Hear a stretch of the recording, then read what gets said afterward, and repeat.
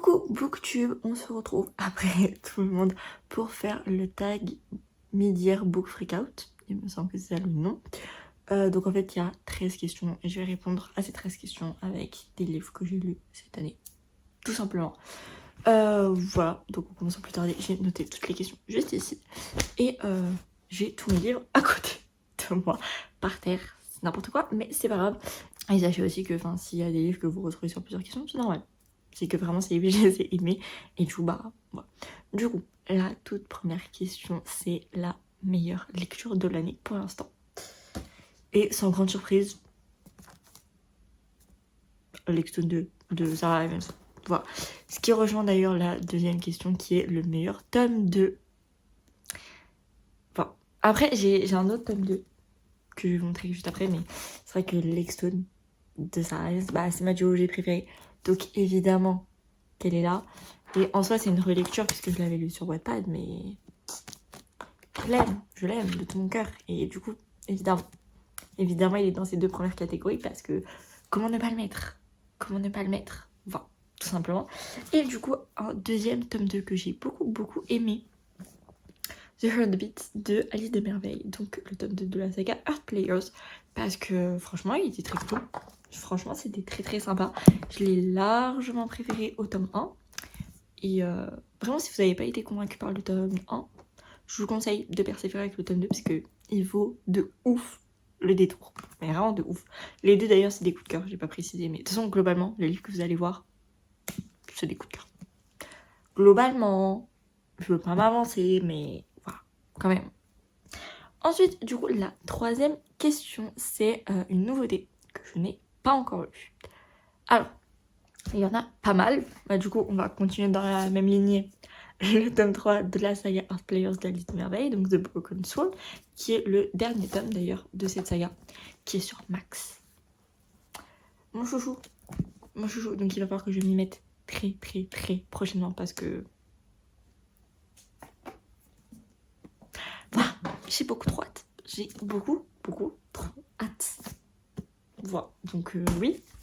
J'ai également Last Little Lies de Fanny Dale, qui est le préquel de ma romance de Noël préférée ever, qui est Snow Little Lies. C'est-à-dire que vraiment cette romance de Noël, tellement je l'aime, je la relis chaque année. Chaque hiver, je la relis. C'est ma lecture doudou, c'est incroyable. Et du coup, j'ai trop hâte de découvrir le spin-off préquel, je ne sais pas trop, sur du coup la sœur de la prota de Snow Little Lies. J'ai trop hâte, vraiment. Et puis cette romance est plus estivale, de toute façon il y a des soleils et tout, donc si je peux trouver ma romance d'été préférée, ce sera avec plaisir. Voilà, donc ouais. Et aussi, il y a The Division 5, qui est le dernier tome de la saga, qui va falloir que je me procure, mais quand j'ai voulu me le procurer, il était en rupture de stock, donc voilà. Mais il va falloir que je me le procure et que je le lise, parce que... j'aime trop cette saga, j'aime trop cette forme familier, mais je suis la team qui adore finir des sagas, donc j'ai trop hâte en fait de finir cette saga, même si ça me brise le cœur et que je les aime de tout mon cœur, mais j'ai trop hâte de finir, j'ai trop hâte de savoir comment ça se finit, j'ai trop hâte de savoir. Voilà, donc voilà. Donc ensuite, les nouveautés que j'attends. Alors, il y en a quelques-unes. Il y a le tome 4 de la saga Windy City, puisqu'on sait qu'il sort fin d'année. Donc j'ai extrêmement hâte. Je crois que c'est Play Along, si je dis pas de bêtises. Il est violet et j'ai trop hâte. Voilà. De toute façon, on va reparler des Windy City après, mais voilà.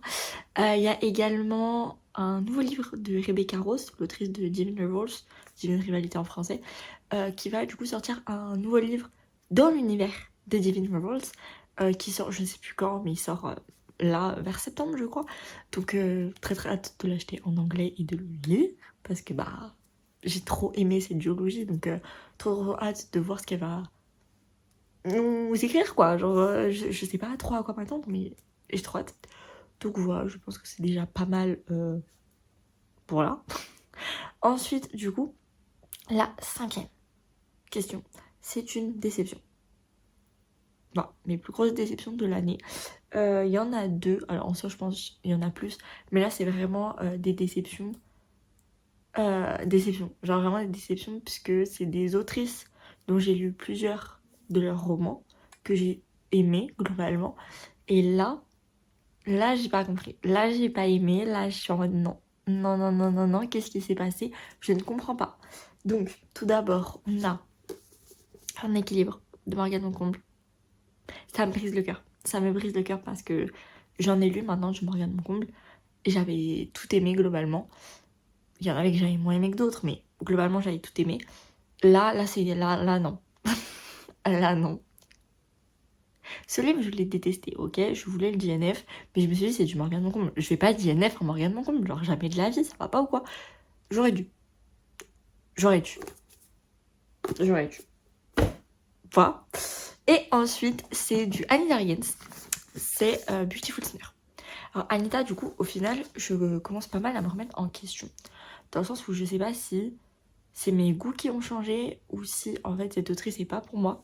Parce que j'ai lu, du coup, plusieurs de ses romans. J'avais lu, au tout début, Toxic Elle, adoré, masterclass. Bad for Me 1, coup de cœur, pareil, incroyable. Bad for Me 2, j'ai moins aimé. J'ai vraiment beaucoup moins aimé. J'ai pas compris. Non, j'ai moins aimé. Ensuite, j'ai lu sa romance de Noël. Je l'ai pas trouvé dingue. Pourtant, je suis une grande fan de romances de Noël. Et enfin, vraiment, voilà, pour moi, les romances de Noël, oui, c'est très cliché. Oui, c'est... On retrouve des similitudes dans pas mal de romances de Noël. Mais voilà, c'est ça qu'on aime, quoi. C'est ça qu'on recherche quand on lit une romance de Noël. Là, je l'ai trouvée assez plate. J'ai pas cru en la romance. Enfin, c'était un peu... Voilà. Et là, Beautiful Sinner, c'est le bonbon. C'est... Oh, non, non, non, je peux pas. J'ai rien contre les age gap. Mais les age gap où, genre, ils se rencontrent, elle a 9 ans, je crois, il en a 16.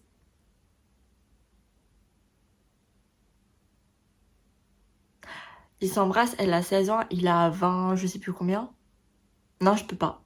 Je peux pas. Ça va pas ou quoi? Non. Non. Non. Non. Voilà. Donc, non, c'est une grosse déception de l'année. Parce que c'est des autrices en qui j'avais confiance. Et j'avoue que maintenant, je vais un petit peu plus me renseigner au préalable sur leur roman, quoi. Parce que là, non. Voilà.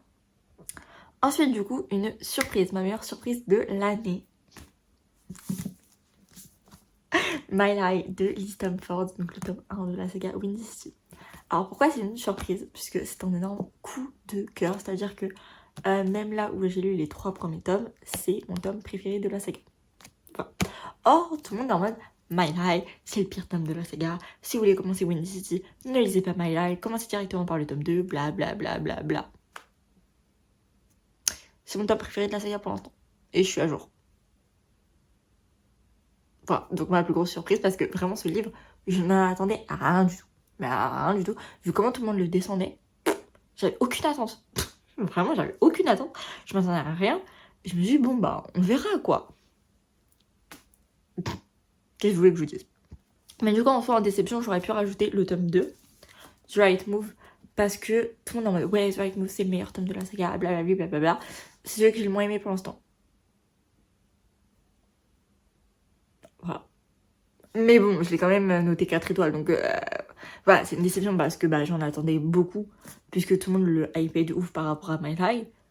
Pour autant, c'est une très bonne lecture. Et du coup, la question numéro 7, c'est quel est ton nouvel auteur de l'année pour l'instant? Liz Stamford. Liz Stamford.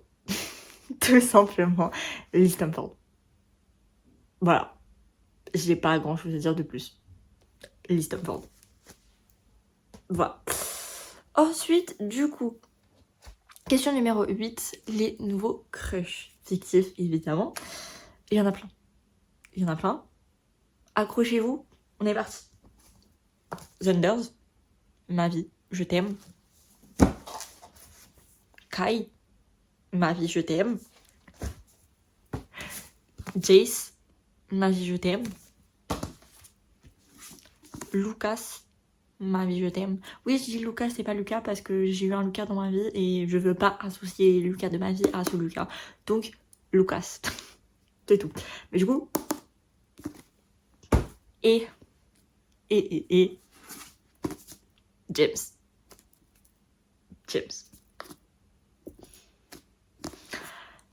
James, je l'adorais dans la saga principale de Chatterley. Mais bah, je crochais pas sur lui, il a littéralement 11 ans. Je ne peux pas accrocher sur un personnage de 11 ans, tu vois, non, bah non. Mais je l'adorais, genre vraiment j'aimais trop sa dynamique et tout. Et bref, il était trop chou, tu vois, enfin, en tant qu'enfant, je l'adorais. Là, il a 21 ans.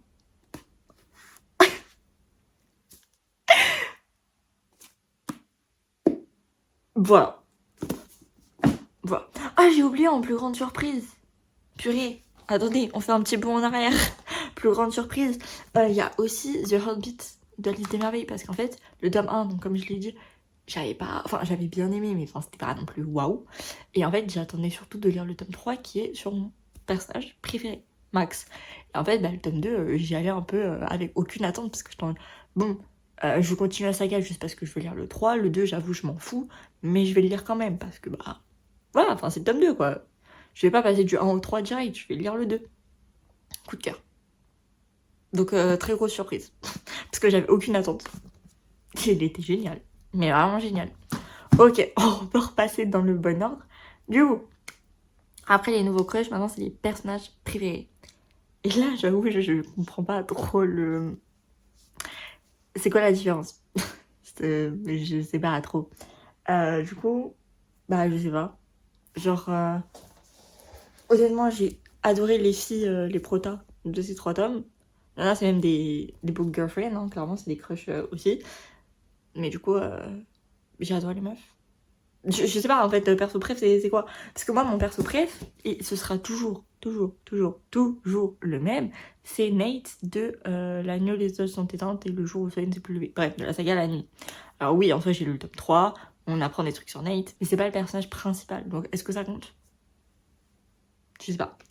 Bref, du coup, cette question, voilà. On va la taper parce que, bon, je sais pas trop. Et du coup, question numéro 10. Les livres pour lesquels tu as pleuré. Il y en a quelques-uns, pour ceux qui ne le savent pas, je suis une très grosse chouineuse. Genre vraiment, je pleure très facilement pour un livre. Et vraiment très facilement. Du coup, la question c'est plus pour lesquels je n'ai pas pleuré. Alors on va faire ceux où j'ai le plus pleuré. Évidemment. I mean, évidemment. En fait, je lisais un chapitre, j'étais en larmes. Bah, surtout en fait le fait que je savais la fin et tout, enfin, il y a des trucs dès le début qui prévoient la fin. Et du coup, t'es là en mode... Enfin, la première fois que tu lis, tu t'en fiches, tu vois, t'es en mode bon, oui, ok, tu vois. Mais en fait, quand tu sais les répercussions que ça a, t'es là en mode non, non. Bref, du coup, j'ai pleuré non-stop dans ce livre, franchement. Voilà. Et ensuite... Oui, je pense que vous savez maintenant quel livre est ici. Ouais.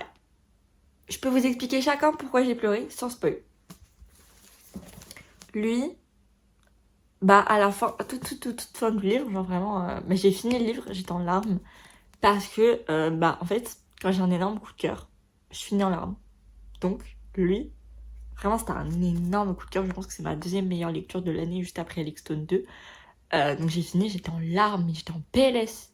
J'étais en PLS. Genre, bon, en soi, Alexstone aussi, hein, mais Alexstone, en fait, j'ai pleuré tout le long, j'ai pleuré. Donc bon, bah, là, c'est vraiment à la fin, j'étais en PLS, parce que je pense, je sais pas si je suis la seule à avoir cette sensation, mais quand j'ai un coup de cœur, vraiment, je pleure, puis je suis là, je fixe le mur. Mais voilà. Donc vraiment, énorme crise de larmes à la fin de ce livre. Voilà. Ce tome, je l'ai fini en pleurs aussi, pas parce que c'était un coup de cœur, mais parce que, en fait, dans ce tome, on suit Ivy. Et en fait, Ivy, elle est très proche d'un des joueurs de hockey, qui est Rio. Et qui est très vite devenu... Déjà dans le 1, je l'ai adoré, mais dans le 2, il est devenu mon personnage préféré. Sauf qu'en fait, j'avais déjà regardé les protas des 4 premiers tomes, et Rio n'y figurait pas. Et en fait, on m'avait... Enfin, je sais pas, ça se trouve, j'ai mal compris, mais il me semblait que dans le tome 5, il y avait des gens, ils aimaient pas trop les protas parce que, je sais pas quoi, c'était des méchants ou je sais pas quoi. Du coup, je m'étais dit, bon, je vais pas regarder les protas du top 5 parce que j'ai pas envie de me spoil un quelconque truc, tu vois. Bon, au final, je sais pas si vraiment il y a ce que je dis, genre, il y a des méchants et tout, je pense pas. Peut-être la meuf, du coup, j'en sais rien, mais en tout cas, pas le mec, puisque le mec, c'est Rio.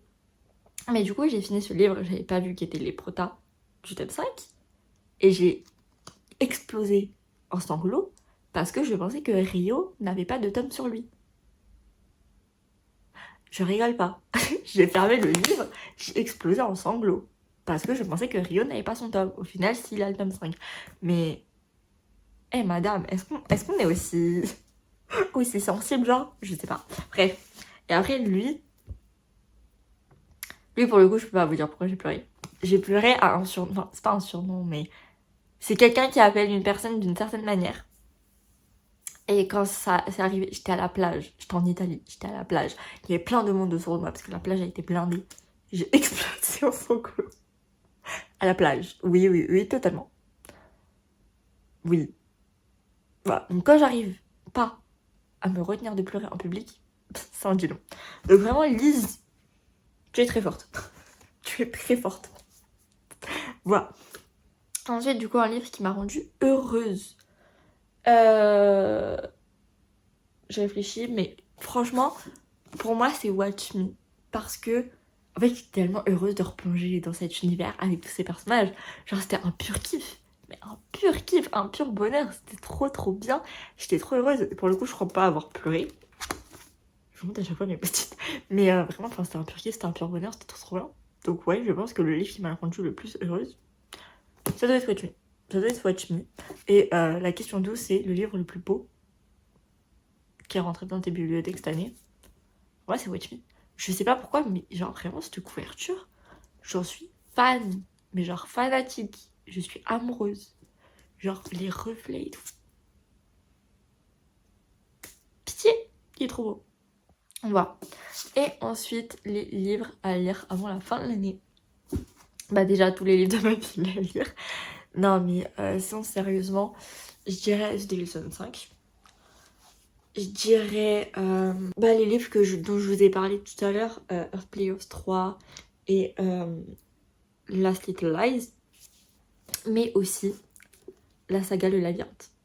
Parce que pour le coup, j'aimerais commencer mon reading vlog incessamment sous peu, où je m'enchaîne les 6 tomes de la saga, même si pour l'instant j'en ai que 5, il va falloir que je m'achète le 6, mais le fait est que j'aimerais m'enchaîner les 6 incessamment sous peu et vous faire une vidéo.